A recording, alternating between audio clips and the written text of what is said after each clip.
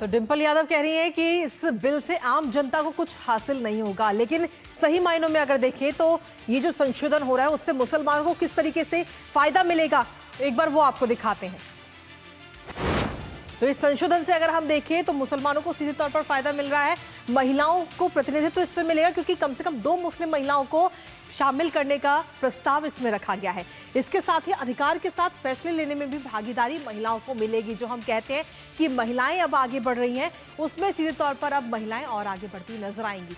इसके अलावा संपत्ति का बेहतर उपयोग इसके जरिए किया जा सकता है। जो ये संशोधन हो रहे हैं, गरीब, विधवाएं और बच्चों के लिए अधिक संसाधन आगे आने वाले समय में उपलब्ध होंगे। जो वक्फ की संपत्ति है वो इन सभी के लिए काम आएगी। महिलाएं भी कहीं ना कहीं उत्तराधिकारी होंगी, जो कि अभी तक नहीं है। महिलाओं का संपत्ति में नाम नहीं होता है, लेकिन अब इसके बाद में उनका भी नाम होगा। पिछड़े वर्गों को सीधे तौर पर लाभ मिलेगा, फिर चाहे वो शिया हो, सुन्नी हो, बोहरा हो। समुदायों की जरूरत पर भी फोकस हो सकेगा। किस किस समुदाय को क्या कुछ जरूरतें हैं उन पर भी फोकस रहेगा। संपत्तियों के दावों के लिए सत्यापन जो है वो अनिवार्य रखा जाएगा। पारदर्शिता में सीधे तौर पर हम देखें तो सुधार होगा। लेकिन इसके साथ ही वक्फ बिल पर आमने सामने इस वक्त नजर आ रहे हैं पक्ष और विपक्ष, और पक्ष की तरफ से क्या कुछ तर्क दिया जा रहा है और विपक्ष क्या कुछ कह रहा है वो आपको बताते हैं। कुप्रबंधन और भ्रष्टाचार पर रोक लगेगी, ये बात पक्ष की तरफ से कही जा रही है, लेकिन वहीं विरोध में कहा जा रहा है कि इससे कहीं ना कहीं नए नए विवाद आगे आने वाले समय में खड़े होंगे। पक्ष में कहा जा रहा है कि कानूनी प्रक्रिया में इससे सुधार होगा। इस संशोधन के बाद में जो कानूनी प्रक्रिया है पूरी, उसमें सुधार होगा। लेकिन विपक्ष कह रहा है कि इससे ये कानूनी प्रक्रिया और जटिल हो जाएगी। असली लाभार्थियों को सीधे तौर पर लाभ मिलेगा, ये बात पक्ष की तरफ से तर्क के तौर पर कही गई। लेकिन वहीं दूसरी तरफ विरोध में कह रहा है कि इससे कोई लाभ, किसी प्रकार का लाभ किसी को भी नहीं मिलेगा। और पक्ष में कहा जा रहा है कि जो नियम आए हैं उससे पारदर्शिता बढ़ेगी क्योंकि हर चीज डिजिटल हो जाएगी। इसके साथ ही समर्थन और विरोध में राजनीतिक दल कौन कौन से हैं वो भी आपको बता देते हैं। समर्थन में भारतीय जनता पार्टी है, टीडीपी है, एलजेपीआर है, आरएलडी है, जेडीयू है और शिवसेना है। ये सभी वो पार्टियां हैं जो इस बिल का समर्थन कर रही हैं पूरी तरह से। लेकिन वहीं दूसरी तरफ विरोध भी इस बिल का लगातार किया जा रहा है, क्योंकि अगर हम देखें तो कांग्रेस है, समाजवादी पार्टी है, आरजेडी, टीएमसी, बीजेडी और डीएमके, ये वो पार्टियां हैं जो इस बिल का विरोध कर रही हैं। राजनीति की बात कही जा रही है और कहा जा रहा है कि इस बिल को सिर्फ जो असली मुद्दे हैं उनसे हटाने के लिए इस बिल को लाया जा रहा है। ये बात विपक्षी पार्टियां कह रही हैं और साथ ही कह रही हैं कि ये असंवैधानिक है और इस बिल को वापस लेना पड़ेगा। ये तमाम बातें विपक्षी दल कह रहे हैं। हमारे साथ हमारे सहयोगी इस वक्त जुड़ रहे हैं, सीधा उन्हीं का रुख करते हैं।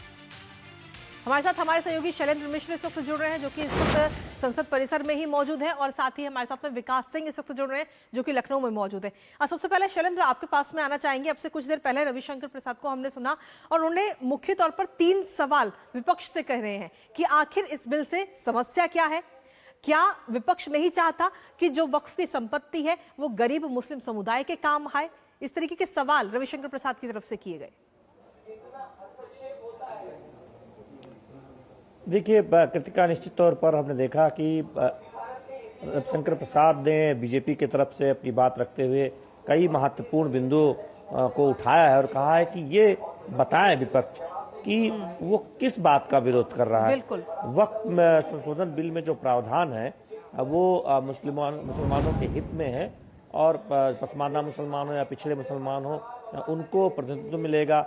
मुस्लिम महिलाएं शामिल हो सकेंगी वक्फ बोर्ड में। तो अब फिर आखिर विपक्ष, कांग्रेस पार्टी या विपक्ष किस बात का विरोध कर रहे हैं, ये बात रविशंकर प्रसाद ने कही।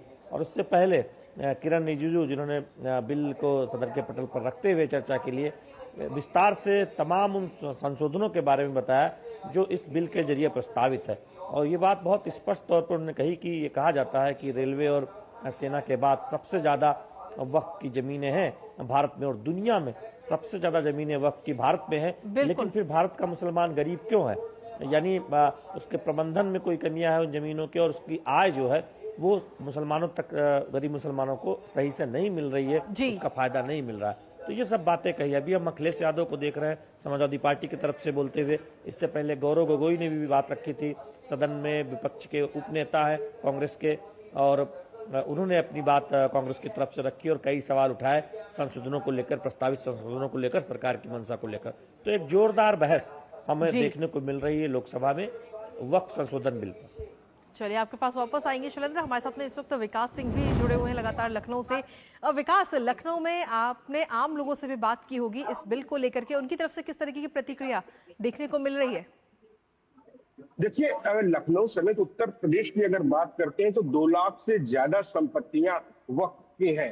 और आम मुसलमान का उससे क्या कुछ भला हुआ, क्या कुछ बेवा जो महिलाएं हैं उनका भला हुआ, क्या कुछ तलाकशुदा जो महिलाएं हैं उनका क्या कुछ भला हुआ, आखिरकार जमीन पे वो नजर नहीं आता है। आमतौर पर हम अगर बात करें पिछले समय की, तो जिस तरीके से मुस्लिम वर्ग में कुछ पार्टियों ने अपना वोट बैंक बनाने के साथ साथ ताकत और रसूखदार लोगों को अपने साथ मिलाया, वो ये चाहती है कि उनका दबदबा उस समाज में कायम रहे और आम मुसलमान आगे ना बढ़ पाए। खास तौर से हमने देखा है कि तमाम सारे ऐसे नेता होते हैं जो मदरसों में बात करते हैं गरीब लोगों के बच्चों को पढ़ाने की, भले वो अपने बच्चे को कॉन्वेंट स्कूल में अच्छे अच्छे स्कूलों में भेजते हैं। तो ये एक सबसे बड़ी बात होती है कि गरीब वर्गों तक का लाभ ना पहुंचने पाए। जब 2 लाख से ज्यादा संपत्तियां वक्त की थी, आखिर कितने मुस्लिमों का भला हुआ, क्या कुछ उसकी कोई सूची है? तमाम सारे मुतल्लवी हो, तमाम सारे ताकतवर लोग हो जिनका वक्त पे कब्जा रहता था, आज तक उन्हीं लोगों ने इन संपत्तियों का उपयोग किया और सिर्फ अपने और अपने परिवार के लिए उपयोग किया।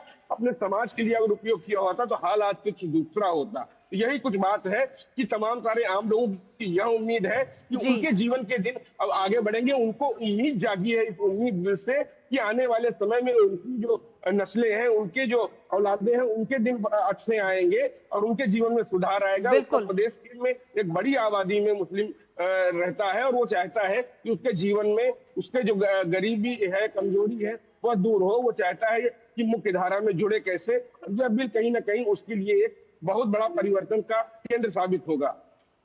ठीक है विकास, आपके पास वापस आएंगे। शैलेंद्र हमारे साथ लगातार बने हुए हैं। शैलेंद्र, अगर हम देखें तो इस कानून को जब लाया गया था तो उस दौरान मकसद यही था कि जो गरीब मुस्लिम है उसके काम ये आ सके, जो जमीन है वो उसके काम आ सके, उनका भला हो सके। लेकिन चीजें कब बद से बदतर हो गई ये किसी को नहीं पता चला। संशोधन पे संशोधन हुए और साथ ही अगर हम देखें तो इसकी जो शक्तियां थी वो और ज्यादा बढ़ती गई, असीमित शक्तियां वक्फ बोर्ड को दे दी गई। और अब जब उनमें सुधार हो रहा है तो विपक्ष लगातार विरोध कर रहा है। हालांकि कोई एक तर्क नहीं दिया जा रहा, अलग अलग बातें कही जा रही हैं। कृतिका, देखिए, जब बिल सदन के पटल पर रख रहे थे किरण रिजिजू, तब उन्होंने इस बात को कहा कि 10 सालों में वक्फ की संपत्तियों से आय सिर्फ 3 करोड़ रुपए बढ़ी। और ये दिखाता है कि किस तरह से इनकी संपत्तियों के आय एक तरह से कमतर दिखाई जा रही है या फिर उसको सही तरीके से प्रबंधन नहीं किया जा रहा है। दूसरी बात उन्होंने कही कि जो संशोधन हुआ 14 से पहले 2013 में, उसके बाद हो क्या रहा है कि तमाम सरकारी जमीनों पर, तमाम जमीनों पर वक्फ के दावे आ रहे हैं और जिस संसद में वो बात कर रहे हैं उस पर भी वक्फ का दावा आ गया। तो यानी अगर ये संशोधन नहीं हुआ तो फिर इस तरह से सरकारी जमीनें या बहुत जो पहले से कोई काम में आ रही जमीनें हैं उन पर वक्फ के दावे सामने आते रहे। और जब अगर आप इस तरह से समझे कि जब देश की संसद वक्फ की जमीनों पर होने का दावा किया सकता है तो फिर बात ही क्या बचती है। कोई भी जमीन वक्त की दावा किया सकता है और जब आप ट्रिब्यूनल में जाएंगे, ट्रिब्यूनल में एक तरफा फैसला होगा और वहां पर उसके बाद कोई सुनवाई की बड़ी सीमित गुंजाइश है, क्योंकि न्यायालय जाने की छूट बहुत सीमित मामलों में है। लेकिन अब सरकार जो बदलाव ला रही है उसमें आप कोर्ट जा सकते हैं, आप ट्रिब्यूनल के फैसले को चुनौती दे सकते हैं, बोर्ड के फैसले को चुनौती दे सकते हैं। कई सारे रास्ते भी खुलेंगे और जो खासतौर पर जो गरीब मुस्लिम समुदाय हैं उनके लिए बहुत ज्यादा लाभदायक ये संशोधन कहीं ना कहीं नजर आएगा आगे आने वाले समय में। फिलहाल बहुत बहुत शुक्रिया आप दोनों का तमाम जानकारी हमारे साथ साझा करने के लिए। हालांकि इस खबर पर हमारी नजर लगातार बनी रहेगी, लेकिन इसी के साथ फिलहाल न्यूज पंच मुझे और हमारी पूरी टीम को दीजिए अनुमति। नमस्कार।